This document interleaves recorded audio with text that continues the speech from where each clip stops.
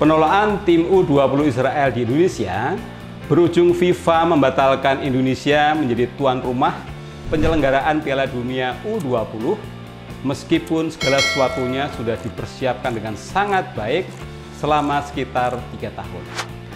Apapun alasan menerima atau menolak tim Israel, pertanyaannya keputusan tersebut demi siapa? Siapa sih yang diuntungkan dengan keputusan tersebut? Dalam mengambil suatu keputusan, pedoman etisnya adalah demi kepentingan para stakeholders atau para pemangku kepentingan dan bukan demi kepentingan si pengambil keputusan tersebut semata.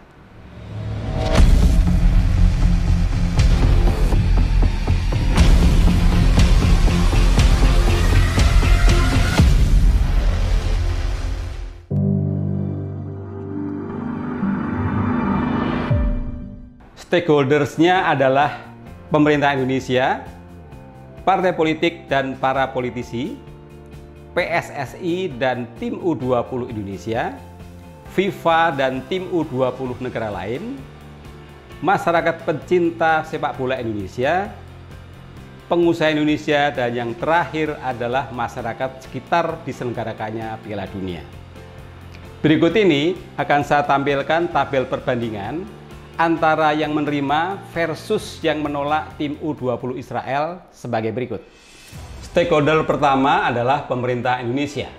Dalam hal ini, saya menyorotinya dalam aspek ekonomi, citra, dan pergaulan internasional. Menurut Sandiaga Uno, Menteri Pariwisata dan Ekonomi Kreatif, kerugian akibat batalnya Indonesia menjadi tuan rumah U20 sekitar 3,7 triliun rupiah. Itu belum termasuk potensi pendapatan yang akan diterima lainnya. Jadi jelas, menerima tim U20 Israel lebih menguntungkan. Sehingga kalau menerima saya berikan skor 1 dan kalau menolak 0. Stakeholders kedua adalah partai politik dan para politisi. Di mana faktanya ada yang menerima dan menolaknya. Maka masing-masing kalau menerima dan menolak saya berikan skor 1. Stakeholder berikutnya adalah PSSI dan tim U20 Indonesia. Menurut saya, menerima jauh lebih menguntungkan karena baik secara organisasi maupun secara individual, mereka sudah mempersiapkan diri selama 3 tahun dengan sangat baik dan bermimpi dapat berkompetisi serta berkarir dalam laga internasional. Stakeholder selanjutnya adalah FIFA dan tim U20 negara lain. Menurut saya, menerima tim Israel lebih menguntungkan karena telah sesuai dengan kesepakatan dan komitmen awal. Perubahan yang sangat dekat dengan waktu penyelenggaraan akan sangat merepotkan FIFA dan tim U20 negara lain, seperti mencari tuan rumah baru, merubah arrangement hotel, tiket pesawat, dan lain-lain. Stakeholder kelima adalah masyarakat pecinta sepak bola Indonesia. Keputusan menerima tim Israel pasti lebih menguntungkan karena masyarakat dapat menyaksikan dari dekat dan merasakan kemeriahan Piala Dunia U20. Stakeholder berikutnya adalah pengusaha Indonesia.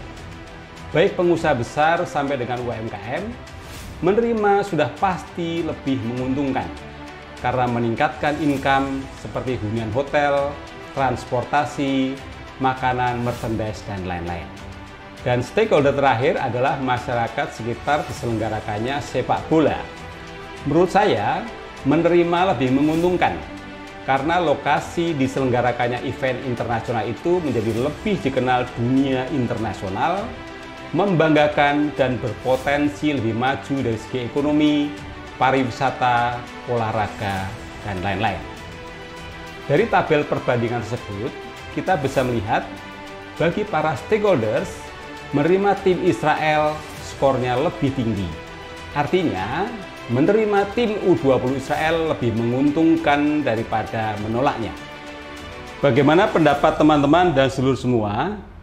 Kalau saya setuju menerima tim U20 Israel, bukan demi kepentingan saya pribadi semata, tetapi demi kepentingan para stakeholders. Pelajaran pentingnya adalah para pimpinan publik, baik di pemerintahan, partai politik, dan organisasi lainnya, dalam memberikan penyataan dan mengambil keputusan sebaiknya mengutamakan kepentingan para stakeholders atau kepentingan banyak orang, bukan kepentingannya diri sendiri atau kelompoknya saja, agar lebih banyak maslahatnya daripada mudaratnya. Sampai jumpa.